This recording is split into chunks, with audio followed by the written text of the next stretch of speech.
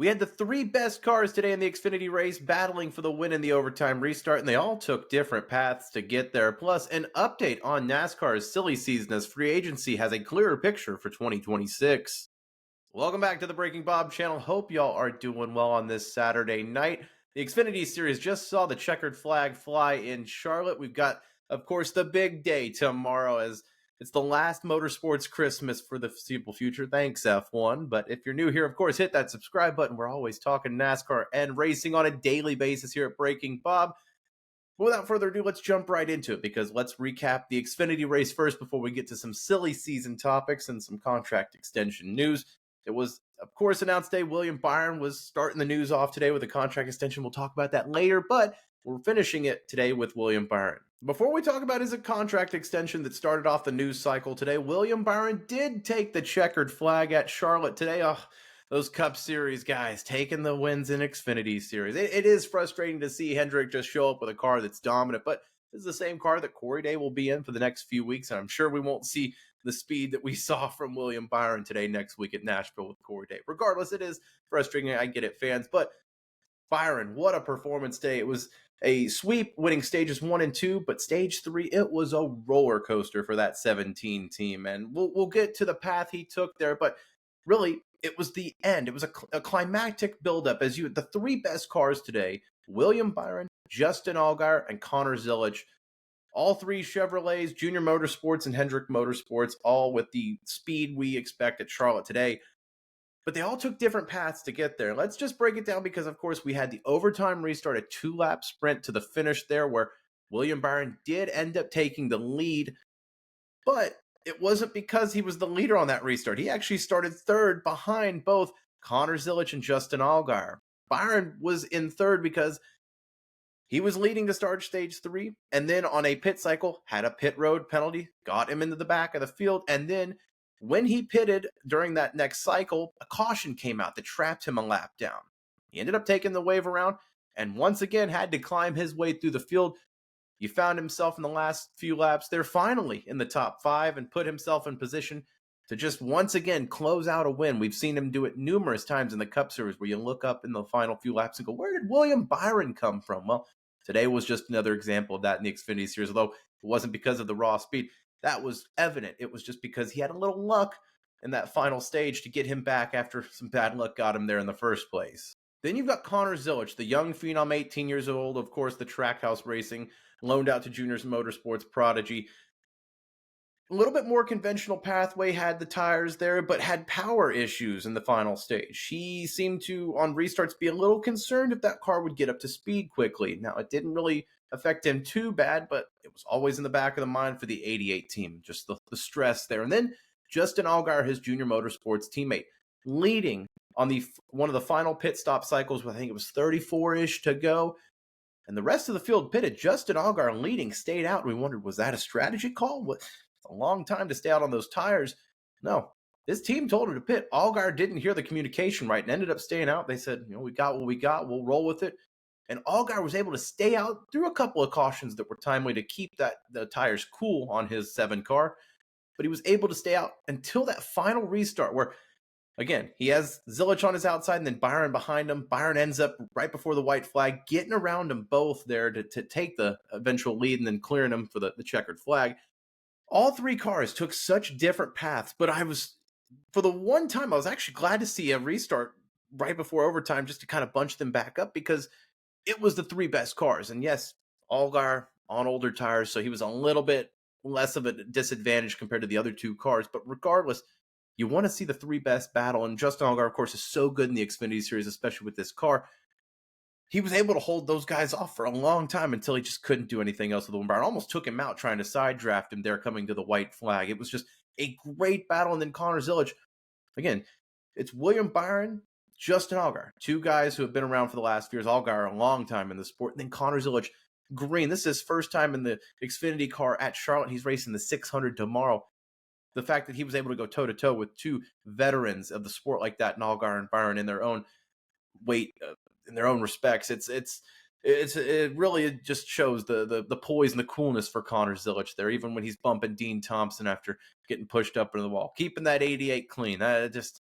I can't say enough about Connor Zilic and just the finish there. It was a really good battle as a racing fan. I was really impressed with it. Overall today, just it looked like the drivers were on edge. You saw it with the Truck Series yesterday. You saw it in qualifying with the Cup Series today. Those drivers are battling these cars at Charlotte today. The Xfinity car especially, they are just giving it all they can. I mean, Nick Sanchez, who finished third today for Big Machine Racing, a great result for him, the rookie. He was the broadcast noted it all day today. He was struggling fighting that car. He was very, very few times at the steering wheel point left. He was fighting that car just to keep it in one piece. But just goes to show that these ovals, especially Charlotte, the repave, or not repave, but the aging of this pavement on the track, it produces great racing. The last few years, the next gen car is really highlighted, I think, for fans. But the Xfinity series, every time they show up to these tracks, it seems like it's must-watch TV. Maybe not must-watch for Chase Briscoe and his fans as he returned to the Xfinity series in a one-off with Joe Gibbs Racing in that 19 Lance Crackers car. And, well, it wasn't quite the fond welcome that Briscoe needed, I guess, in the Xfinity series. As just multiple incidents. One where he caught the fender kind of torn off on that right front. It wasn't really his fault, but just you could tell he was struggling with just getting back in the Xfinity car. It's so different compared to how the Cup cars drive, and I think it was evident there. But it wasn't all bad for Briscoe and Joe Gibbs Racing. They did get their second pole of the year in the Cup Series, although I think this one will be a little less controversial. I doubt that they'll get it potentially taken away and then reinstated from NASCAR like they did with the Daytona 500 pole. Regardless, big for Chase Briscoe to get the pole in that 19 team for the Cup Series side, and Kyle Larson on outside pole.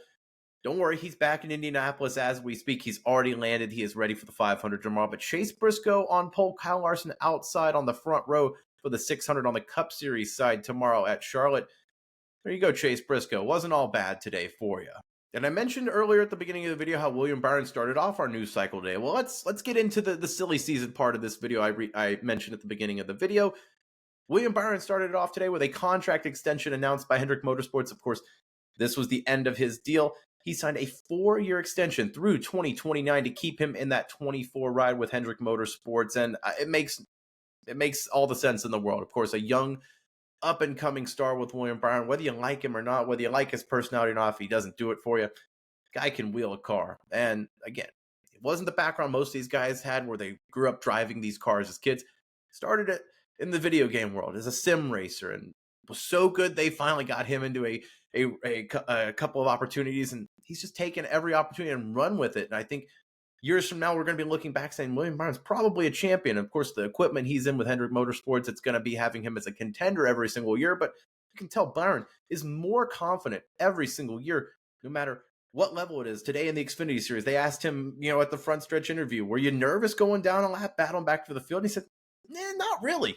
It was going to be difficult, but we had the car, and he's clearly confident in his abilities. Why wouldn't you be? A back-to-back Daytona 500 winner, and just seems like everyone a few years ago was saying, him and Alex Bowman were clearly the guys on the outs at Hendrick Motorsports. Now, William Byron is one of the faces of Hendrick Motorsports, and that's credit to the development of his career. And again, 4 more years in that 24 car. I expect it to be longer than that after that, but yeah, makes it's no-brainer that they'll be extending William Byron through that 2029 season. And then on the other side, a Chevy driver extended once again, although maybe not as excited for his fans. Kyle Busch, Rowdy, will be staying in the number 8 for Richard Childress Racing. They announced it as a 1-year extension through 2026. And, there's been a lot of speculation already. Kyle Busch even last year saying, if I could go back to Joe Gibbs Racing or Hendrick, if they'd take me, I'd go back in a heartbeat. But I think it's been well documented that there's not really a promotion move for Kyle Busch right now. It would be lateral at best if you go to somewhere like a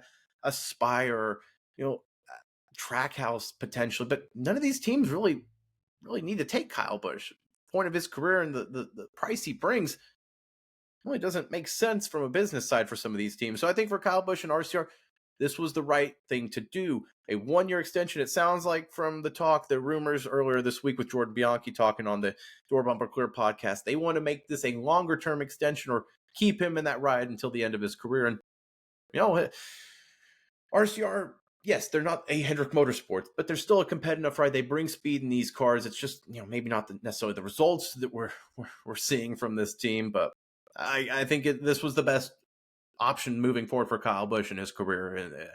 I don't know. Let me know your thoughts down below about William Byron and Kyle Busch's extensions. Plus, that means that there's really only two other big names in the free agency cycle for 2026, and that's Denny Hamlin, whose contract is up at Joe Gibbs Racing, although all indications are that that will be continuing. Of course, Progressive signing on with Hamlin. I don't see him going anywhere. If he goes anywhere, it's probably either to retire or potentially be that third car for 2311 and maybe jump Riley Herbst out. But that's just playing Mad Libs at this point. I think that we'll see Denny Hamlin back in that 11 car next year. And then Daniel Suarez, of course, it's been well documented. Who's the third man for Trackhouse next year? Is it Connor Zilic? Is it Daniel Suarez? Is SVG on the hot seat? I think that we'll see Daniel Suarez potentially back next year just because of the stability he brings, and they'll keep Connor Zilic in the Cup Series or the Xfinity Series for another year just to develop on these ovals. But I don't know. Let me know your thoughts down below about what you think the 2026 free agency will look like. Silly season in NASCAR. It always seems like every year there's at least one or two shocks that we don't see coming that I'm sure we'll look back on this video and laugh at. But let me know your thoughts down below. Of course, William Byron winning the Xfinity race today. The BetMGM 300 thought it was just a solid race overall. The racing at Charlotte every single year just seems to produce it. I would watch it every single week if they went there. But thank you for watching. Make sure to like this video if you like what you saw. Subscribe to Breaking Bob for more NASCAR and motorsports content. Of course, tomorrow, the big day for all racing fans in America. I'll see you soon. Thanks for watching. I appreciate it.